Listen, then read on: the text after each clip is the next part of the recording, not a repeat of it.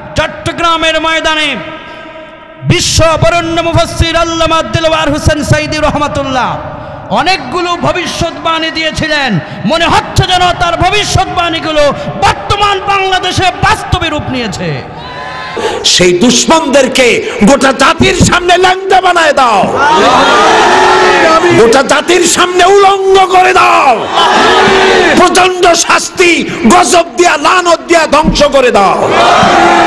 তিনি বলেছিলেন এমন একটা সময় আসবে যারা কোরআনের মাহফিলে বাধা দেয়, বাংলার মাটিতে তাদের থাকা জায়গা হবে না। ঠিকই তাদের জায়গা হয় নাই। তিনি বলেছিলেন যারা কোরআনকে স্টপ করতে চায় বাংলাদেশেই তারা স্টপ হয়ে যাবে। বর্তমানে তাদের দল স্টপ হয়ে যাচ্ছে। তিনি বলেছিলেন যারা বাংলাদেশে আল্লাহর কোরআনের রাজকে স্টপ করতে চায় এমন একটা সময় আসবে বাংলার মাটিতে জায়গা হবে না, দিল্লি গিয়া পড়বা, সেটাও বাস্তবে পরিণত হয়েছে। তিনি বলেছিলেন বাংলার মাটিতে তো জায়গায় হবে না, পালাবার জন্য ইঁদুরের গর্ত খুঁজে পাবে না, সেটাও বাস্তবে পরিণত হয়েছে। তিনি বলেছেন বাংলার মাটিতে কোরআনের রাজ কায়েম হবে, সেটাও ভবিষ্যৎবাণী করেছেন। পিছনের ভবিষ্যৎবাণী বাস্তবে হয়েছে। আল্লাহ পাকের এই কোরআনের পাখির ভবিষ্যৎবাণীটাও ইনশাআল্লাহ তার কথার মাধ্যমে বাংলাদেশে কোরআনের রাজ কায়েম হবে ইনশাআল্লাহ। এবার তিনি বলেছেন যে কোরআনের রাজের ইসলামী রাষ্ট্রের ঘোষণা হবে এই বাংলাদেশের চট্টগ্রাম ডিভিশনের মধ্য দিয়ে। কুমিল্লা ও চট্টগ্রাম ডিভিশনের মধ্যে আছে। ইনশাআল্লাহ ইসলামের বিজয়কে রুখবার ক্ষমতা পৃথিবীর কারো হবে না ইনশাআল্লাহ। ইসলাম তার গতিতে এগিয়ে যাবে। তুমি না থাকলে ইসলামের কোনো ক্ষতি হবে না, কিন্তু তুমি যদি ইসলামের সঙ্গে না থাকো তুমি ক্ষতিগ্রস্ত হবে। কোন ঠিক কিনা? ভারত দেখাচ্ছে ক্ষমতা, পৃথিবীর রাম বাম কাফেররা দেখাচ্ছে ক্ষমতা, কিন্তু মনে রাখতে হবে আকাশের নিচে জমিনের উপরে আমার আল্লাহ পাকের ক্ষমতার উপরে পৃথিবীর কোনো ক্ষমতার বিন্দু পরিমাণ তাদের ক্ষমতার কোনো অস্তিত্বই টিকে থাকবে না। কোন ঠিক কিনা? আজ ভারত থেকে বলা হচ্ছে বাংলাদেশে মুসলমানদের কর্তৃক হিন্দুরা নির্যাতিত, কিন্তু আমরা দেখেছি বিগত 5 আগস্টের পর বাংলাদেশের হিন্দুদের মন্দিরগুলোকে এই টুপি আর দাড়িওয়ালারাই পাহারা দিয়ে হিন্দুদের মন্দিরকে তারা নিরাপত্তা দিয়ে রেখেছিল। কোন ঠিক কিনা? মুসলমানদের কাছে হিন্দুরা নির্যাতিত নয়, বরং হিন্দুদের জীবন মুসলমানদের কাছে সবচাইতে নিরাপদ। মাশাআল্লাহ, এই যে প্রমাণ পাহারা দিয়েছেন আমাদের তরুণ ছেলেরা, আমাদের ওলামাই কেরাম, আমাদের মাদ্রাসার ছোট্ট ছোট্ট ছাত্ররা, তারা রাতে না ঘুমিয়ে মন্দির পাহারা দিয়ে দেখিয়েছে এদেশে হিন্দুরাও মুসলমানদের কাছে নিরাপদ। ডিমের ভিতরে কুসুম যেরকম নিরাপদ, মুসলমানদের কাছে হিন্দু সম্প্রদায়ের ভাইরা তার চাইতেও বেশি নিরাপদ। কোন ঠিক কিনা? সেই মুসলমানদের ঐক্যকে ভেঙে ফেলার জন্যে, মুসলমানদের ঐক্যকে বিনষ্ট করে বাংলাদেশে একটি অস্থিতিশীল পরিবেশ তৈরির জন্যে ভারত থেকে কলকাঠি নাড়ানো হচ্ছে, আর তার কলকাঠি বাংলাদেশের ইসকন সেটাকে জ্বালিয়ে দিয়েছে।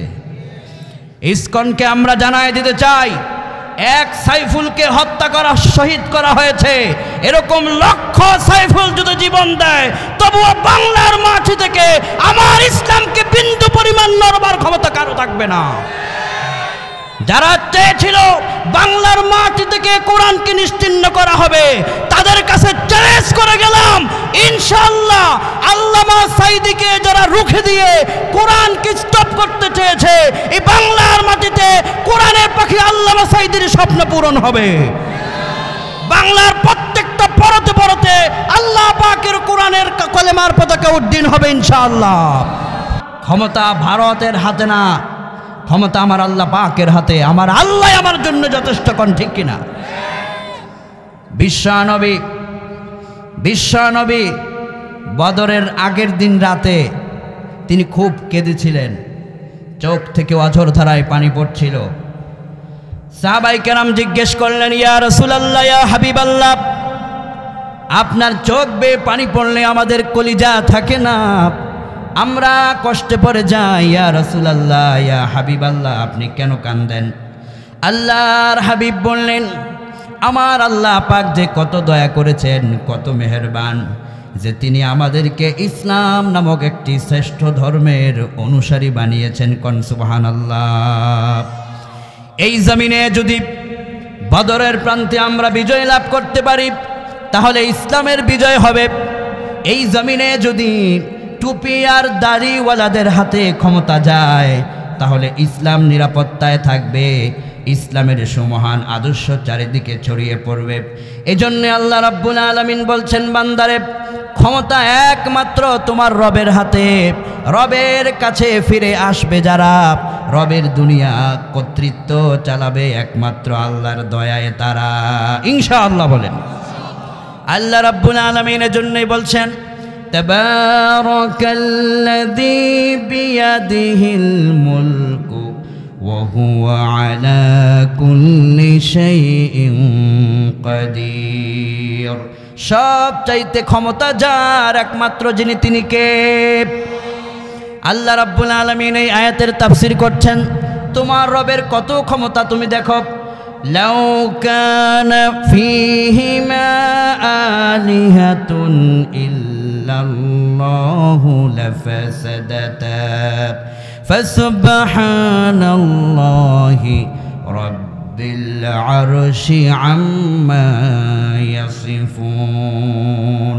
ও দুনিয়ার মানুষেরা, গ্রহ নক্ষত্রগুলোর দিকে তাকাও, সৌর মণ্ডলের দিকে তাকাও, দুনিয়ার জমিনের দিকে তাকাও, আর এই মহাকাশ, এই মণ্ডলের দিকে তাকাও, শূন্য মণ্ডলের দিকে তাকাও।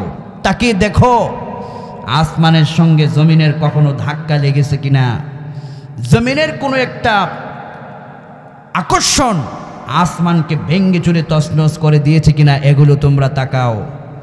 রাব্বুল আলামিন বলছেন, এগুলো তাকাবার পরে যে কেউ বলতে বাধ্য হবে আল্লাহর সৃষ্টি এত সুন্দর করে, তার ক্ষমতা এত বেশি যে আসমান পরিচালনার ক্ষেত্রে কখনো আসমান আর জমিনের মধ্যে ধাক্কা লাগার সম্ভাবনা হয় নাই। কোন ঠিক কিনা? পৃথিবীর এই আসমান পরিচালনায় একমাত্র ক্ষমতা যার, তিনি কে? বর্তমান দুনিয়ার বিজ্ঞানীরা চেয়েছে আল্লাহর উপরে ক্ষমতা আছে তাদের, তারা এটা প্রমাণ করবে। নাউযুবিল্লাহ। কোন আপনাদের বিশ্বাস কি তারা পারবে? জ্ঞানের জগৎ যখন মানুষের বেড়ে যায়, তখন এই মানুষটি হয় নাস্তিক, না হয় সবচাইতে ইমানদার। যারা বেশি জ্ঞানী হয়, ডিগ্রির অভাব যখন হয় না, তখন হয় সে মুমিন হয়, না হয় সে নাস্তিক হয়ে যায়। এজন্য এই বিজ্ঞানীরা তাদের জ্ঞানের ডিগ্রির ক্ষমতায় তারা বলছেন যে আমরা দেখাবো পৃথিবীতে আল্লাহর উপরে আমাদের ক্ষমতা আছে। নাউযুবিল্লাহ। কোন কিন্তু আমাদের বিশ্বাস কি সকল ক্ষমতার একমাত্র মালিক কে? এটা কি আপনারা বিশ্বাস করেন? কিন্তু আমাদের রাষ্ট্র তো বলছে সকল ক্ষমতার উৎস নাকি জনগণ। জনগণ যদি সকল ক্ষমতার উৎস হতো, তাহলে আপা যখন ভেগে গিয়েছে, আপাকে জনগণই রক্ষা করতে পারত। সুতরাং জনগণ ক্ষমতার উৎস নয়, এই জনগণ সবাই আল্লাহর গোলাম। ক্ষমতার একমাত্র উৎস আমার আল্লাহ রব্বুল আলামিন। দুনিয়ার বিজ্ঞানীরা তারা নতুন করে চেয়েছে, বলছেন যে আল্লাহর উপরে ক্ষমতা আমাদের, তা আমরা প্রমাণ করবই। বিজ্ঞানীরা কি করলেন? বিজ্ঞান বললেন, তাহলে আকাশে যেই আল্লাহ পাক যত নক্ষত্র সৃষ্টি করেছেন, আমরা আসমানের নক্ষত্রের মতো নক্ষত্র, তারকার মতো তারকা আমরা সৃষ্টি করে পৃথিবীর মানুষকে অবাক করে দেব। বিজ্ঞান সূর্যের দিকে তাকিয়েছে যে সূর্যের মতো আরেকটা সূর্য আমরা বানাবো।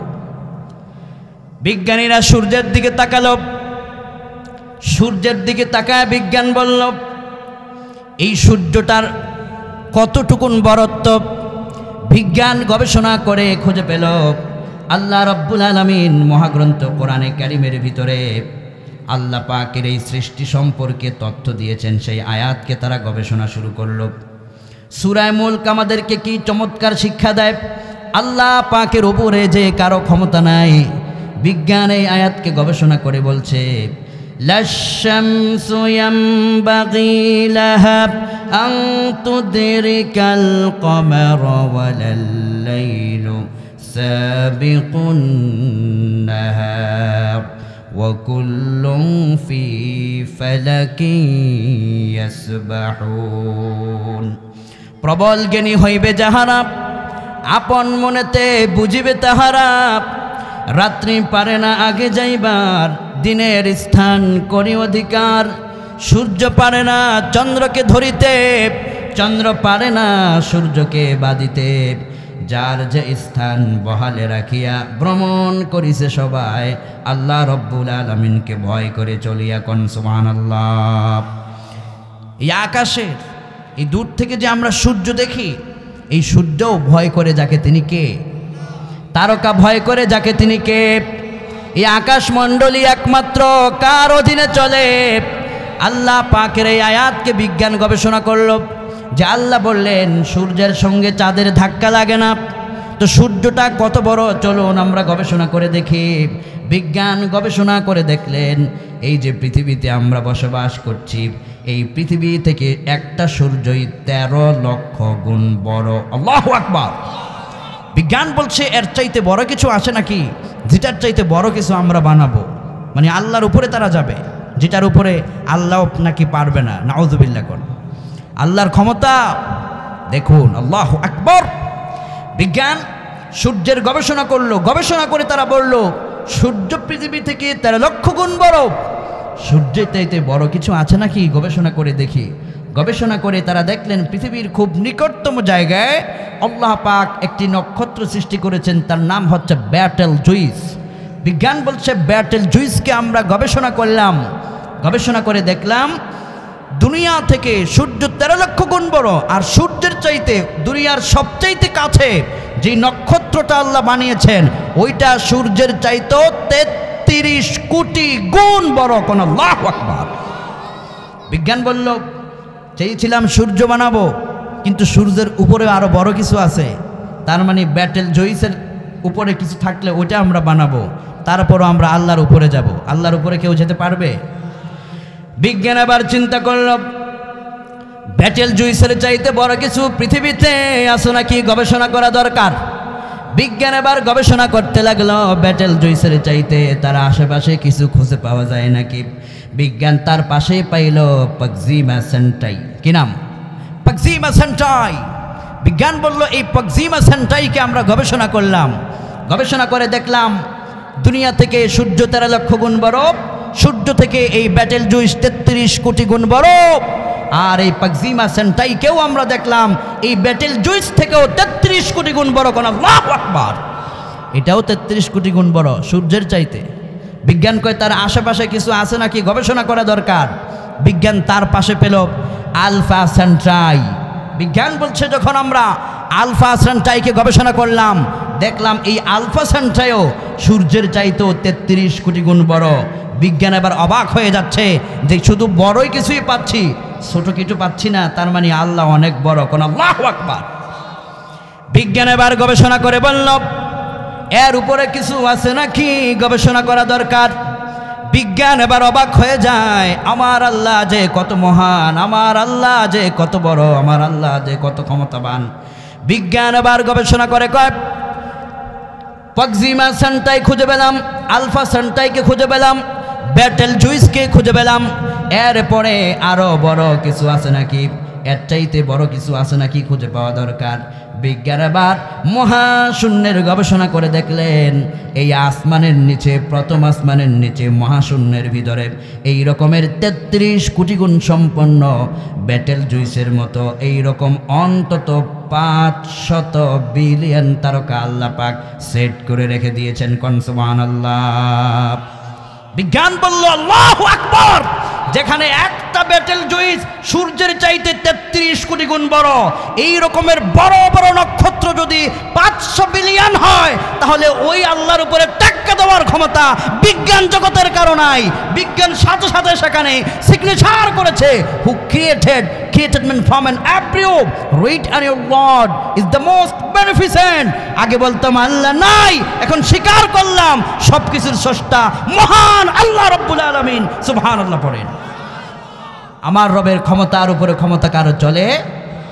বিজ্ঞান আবার চিন্তা করল, ব্যাটেল জুইসরে পারি নাই, পক্সিমা সেন্টাইয়ের মতো সেন্টাই বানাতে পারি নাই, এবার আমরা ওইটা তো অন্তত পারবো যেই আল্লাহ পাক ব্যাটেল জুইস পৃথিবীর যেই নিকটতম জায়গায় সেট করেছেন, ওই জায়গার ভিতরে গিয়া আমাদের বিজ্ঞানীদের তৈরি করা একটা নতুন কোনো নক্ষত্র জায়গার ভিতরে আমরা সেট করে দেখাই দেব।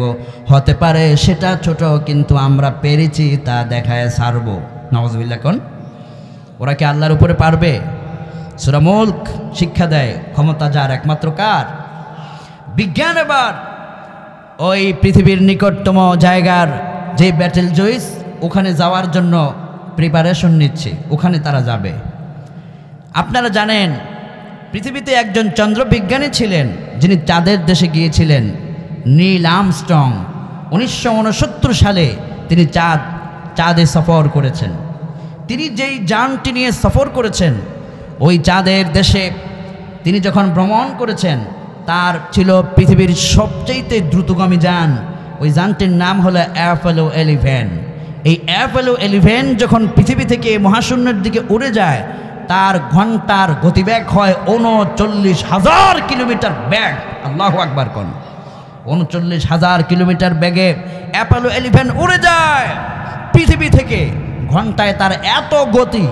বিজ্ঞান এই অ্যাপোলো 11 নিয়ে গবেষণা করে বললেন, এই অ্যাপোলো 11 দিয়েই নীল আর্মস্ট্রং চাঁদের দেশে গিয়েছেন। গিয়ে তিনি নিজে দেখেছেন বিশ্বনবী, আমাদের কলিজার টুকরো নবী, আমাদের একমাত্র ideal leader of the world নবীজি, তিনি তার পবিত্র আঙ্গুল মুবারকের ইশারায় চাঁদকে যে দ্বিখণ্ডিত করেছিলেন, ওই দ্বিখণ্ডিত চাঁদকে বিজ্ঞানী নীল আর্মস্ট্রং নিজে চাঁদের দেশে গিয়ে ওটাকে দেখে এসেছেন। কোন আল্লাহু আকবার। আমাদের নবীজিতে চাঁদ দ্বিখণ্ডিত করেছেন, এটা আপনারা কি শুনেন নাই? কোরআনে আল্লাহ পাক বলেছেন, ইকতারাবাতিস সাআতু ওয়ানশাক্কাল কমার ওয়া ইয়ারাউ আয়াতান ইউরিদু ওয়া ইয়াকুলু সিহরুম মুস্তামির। বিশ্বনবীর পবিত্র আঙ্গুল মুবারকের ইশারায় যিনি চাঁদকে দ্বিখণ্ডিত করেছেন, আর আল্লাহ রাব্বুল আলামিন সে কথাকে কোরআনের ভিতরেও কোট করে দিয়েছেন। বুখারীর বর্ণনাতেও নবীজি বলেছেন, ইনশাক্কাল কামারা ফি জামানি রাসূলিল্লাহি সাল্লাল্লাহু আলাইহি ওয়াসাল্লাম। রাসূলের জামানায় চাঁদ যখন দ্বিখণ্ডিত হয়, তখন নীল আর্মস্ট্রং ছিল না, আলবার্ট আইনস্টাইন ছিল না, কার্ল মার্কস ওলারা ছিল না, বিজ্ঞানী টমাস আলভা এডিসন ছিল না, বিজ্ঞানীরা তারা সেদিন ছিল না। নবীজির কত বছর পরে তারা পৃথিবীতে এসেছেন। নীল আর্মস্ট্রং তখন ছিল না। যেই বিজ্ঞানীরা তখন ছিল না, তারা এই চাঁদ নিয়ে গবেষণা করেছেন। গবেষণা করার পরে নাসা থেকে সিদ্ধান্ত হলো নীল আর্মস্ট্রং তিনি যাবেন। যখন সেখানে তিনি সফর করার পরে পৃথিবী ভ্রমণ করলেন, পৃথিবীতে আসার পর বললেন, ও দুনিয়ার মুসলমানেরা, চাঁদ যে দ্বিখণ্ডিত হয়েছে এই ব্যাপারে কোনো তথ্য তোমাদের ধর্মগ্রন্থের ভিতরে আছে নাকি? লোকেরা বললেন, আমাদের একটা মাত্র সংবিধান আছে, আল কোরআন। এই কোরআনের ভিতরে চাঁদ দ্বিখণ্ডিত হবার ঘটনা আল্লাহ পাক উল্লেখ করে দিয়েছেন। নীল আর্মস্ট্রং সেই কোরআনে কারীমের ঘটনাকে দেখলেন। ঘটনাকে দেখার পরে নীল আর্মস্ট্রং ঘোষণা করলেন, ও দুনিয়ার মানুষেরা, আল্লাহ রাব্বুল আলামিন ১,৫০০ বছর আগে নাজিল হওয়া কোরআনের ভিতরে চাঁদ দ্বিখণ্ডিত হয়েছে সেটা বলেছেন, কিন্তু তোমরা কেউ দেখো নাই। আমি নীল আর্মস্ট্রং নিজের চোখে সেই দ্বিখণ্ডিত চাঁদকে দেখে আল্লাহর কুদরতের ক্ষমতা দেখতে পেয়েছি। কোন সুবহানাল্লাহ। বিজ্ঞানীরা সেই নীল আর্মস্ট্রং যেই দ্রুতগামী যান অ্যাপোলো 11, এটাকে তারা বাছাই করলো বিজ্ঞানীরা যে তারা পৃথিবীর সবচেয়ে নিকটতম যে গ্রহ ব্যাটেল জুইসের কাছে যাবে। এবার অ্যাপোলো 11 রেডি হলো যাওয়ার জন্য। কি হয়, অ্যাপোলো 11-এর মধ্যে তার গন্তব্য লিখলো যে আমাদের গন্তব্য হচ্ছে ব্যাটেল জুইস। ব্যাটেল জুইসের যাওয়ার জন্য যখন তারা ক্লিক করলো, এই অ্যাপোলো 11 তাদেরকে অটোমেটিক যেন বলে, স্যার যাবেন কোথায়? বিজ্ঞানীরা কয় আমাদের গন্তব্য ওই মহাশূন্যের ব্যাটেল জুইসে। এবার এই অ্যাপোলো 11 থেকে অবাক করা এক প্রশ্ন যেন নেমে আসে, স্যার আপনারা যে ওখানে যাবেন তো আপনাদের প্রত্যেকেই বলেন কে কত বছর বাঁচবেন। এক একজনে বলে আমি 60, আমি 70, আমি 80, আমি 100। 100 বছরের উপরে কেউ বাঁচে? এখন কি 100 বছরের উপরে কেউ বাঁচে? হায়াত আমাদের কমে গেছে, কিছু আছে কম, কিন্তু গড়ে আমাদের হায়াত কম না বেশি? কমে যায়, কমে যাচ্ছে। এবার বিজ্ঞানীরা অ্যাপোলো 11 যখন ক্লিক করলো, অ্যাপোলো 11 কয় স্যার আপনাদের হায়াত 80 বছর, 70 বছর, 50 বছর, বেশি হলে 100 বছর। আচ্ছা 200 বছর ধরলাম, 300 বছর ধরলাম, 400, 500। 500 বছরের উপর কোনো মানুষ বেঁচেছে আপনারা কি বাংলাদেশে দেখেছেন? 500 বছরের বেশি কেউ বাঁচে বাংলাদেশে? বাঁচে নাই। বিজ্ঞানকে অ্যাপোলো 11 কয় স্যার আপনারা 80 বছর বাঁচবেন আর আপনারা ব্যাটেল জুইসে যেতে চাচ্ছেন, এই দ্রুতগামী যান অ্যাপোলো 11 দিয়ে যদি ব্যাটেল জুইসে আপনাদের যাওয়া লাগে তাহলে আপনাদের সময় লাগবে গণনা মতে 1,15,000 বছর। কোন আল্লাহু আকবার। বিজ্ঞান কয় আমাদের তো 1,15,000 বছরও আমরা পাবো না, তার মানে ব্যাটেল জুইসে গিয়ে আল্লাহর বিরোধিতাও করতে পারবো না। আল্লাহ যে ক্ষমতাবান, আল্লাহ নিজ চোখে দেখিয়ে দিয়েছেন। কোন আল্লাহু আকবার। সুতরাং আমার রবের উপরে ক্ষমতা কারো নাই, রবের ক্ষমতা সবার উপরে, রবের উপরে কিছুই নাই, রবের ক্ষমতা সবার উপরে। এজন্য আল্লাহর হাবিব বলেছেন সূরাতুল মুলক তোমাদেরকে শিক্ষা দেয় রব তোমাদের সবচাইতে উপরে। এবার বিশ্বনবী সাল্লাল্লাহু আলাইহি ওয়াসাল্লাম বললেন, ইবনু আসাকির বর্ণনা করেছেন, বিশ্বনবী বললেন কিয়ামতের ময়দান যেদিন কায়েম হয়ে যাবে, মানুষগুলো যখন পানি পানি বলে চিৎকার মারবে, সূর্য যখন মানুষের খুব কাছাকাছি নেমে আসবে, পায়ের তলা হবে তামার উত্তপ্ত গরম হয়ে যাবে, আর মাথার কাছাকাছি নেমে আসবে সূর্যের আলোক। ওই কঠিন মুসিবতের সময় মানুষগুলো পানি পানি বলে চিৎকার মারবে। ওই মহা মুসিবতের সময় আল্লাহর হাবিব বলেছেন, কোরআনের একটা সূরা আছে, এই সূরা তখন তাদের ব্যাপারে আল্লাহর দরবারে সুপারিশ করবেন। আল্লাহর হাবিব বলবেন, বিশ্বনবী বলেছেন এই সূরা আল্লাহর দরবারে দাঁড়িয়ে যাবে। সহিহ মুসলিমের ভিতরে নবীজি বলেছেন, ইকরাউল কুরআন ফাইন্নাহু ইয়াতি ইয়াউমাল কিয়ামাতি শাফিআন লিআসহাবি। কোরআনে কারীম তোমরা পড়ো, প্রাণ খুলে পড়ো, কোরআনকে ভালোবাসো, তেলাওয়াত করো, কেননা কিয়ামতের দিন যখন ভাই ভাইকে ছেড়ে চলে যাবে, স্ত্রী তার স্বামীকে ছেড়ে চলে যাবে, বন্ধুরা বন্ধুকে এতিম করে চলে যাবে, নবীজি বলেছেন সেদিন আল্লাহ পাকের কোরআন কথা বলে তেলাওয়াতকারীর ব্যাপারে সুপারিশ করে তাকে জান্নাতে নিয়ে যাবে। আপনার বন্ধু যেখানে ভুলে যাবে, কোটিপতির টাকা যেখানে ফেল, অর্থনীতিবিদ 2 টাকার গরম সেখানে দেখাতে পারবে না। শুধু কি তাই, আল্লাহ পাক বলছেন, ও দুনিয়ার উম্মতেরা, ওয়ামা কদারুল্লাহ হাক্কা কদরি ওয়াল আরদু জামিআ। আল্লাহর ক্ষমতা কত বেশি। আল্লাহ পাক এক হাতে রাখবেন সমস্ত আসমান। ওই যে একটু আগে শুনলেন ব্যাটেল জুইস, কি বড় বড় নক্ষত্র। এক হাতে 7 আসমান থাকবে, অপর হাতে 7 জমিন থাকবে আমার রবের কাছে।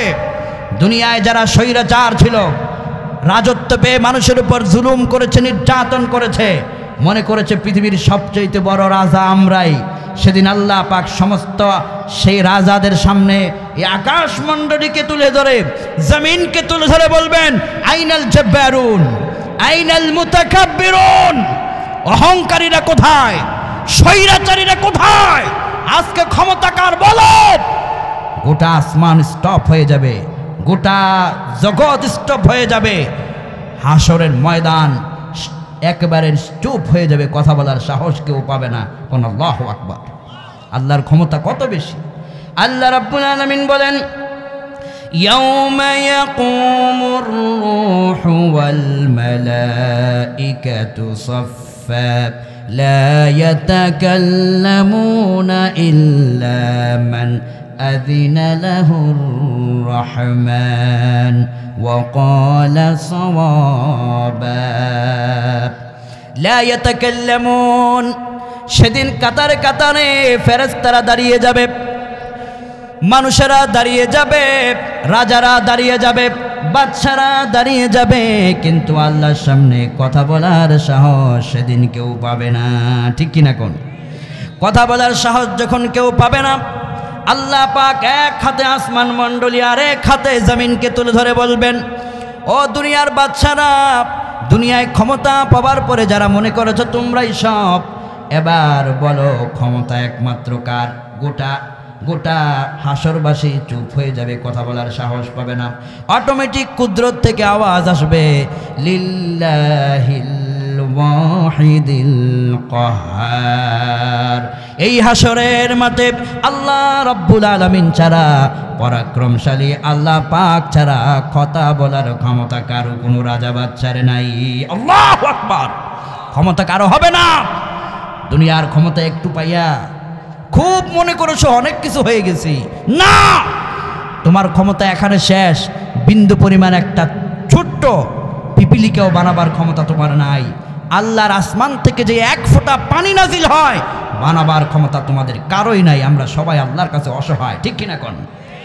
আল্লাহর সামনে যখন কেউ কথা বলার সাহস পাবে না, মানুষের মাথা থেকে ঘাম বেয়ে বেয়ে যখন ঘামের সমুদ্রে মানুষ হাবুডুবি খাওয়া শুরু করবে, এমন সময় আল্লাহ রাব্বুল আলামিনের সামনে, আল্লাহ পাকের সামনে একটি সূরা গিয়ে আল্লাহ পাকের অনুমতি চাইবে, আল্লাহ আপনার কাছে একটুকুন কথা বলার পারমিশন চাই। আল্লাহ রাব্বুল আলামিন বলবেন, সূরা তুমি আমার কোরআন, তুমি আমার কালাম, তুমি আমার কালাম, কি কথা বলতে চাও? তোমাকে পারমিশন দিলাম।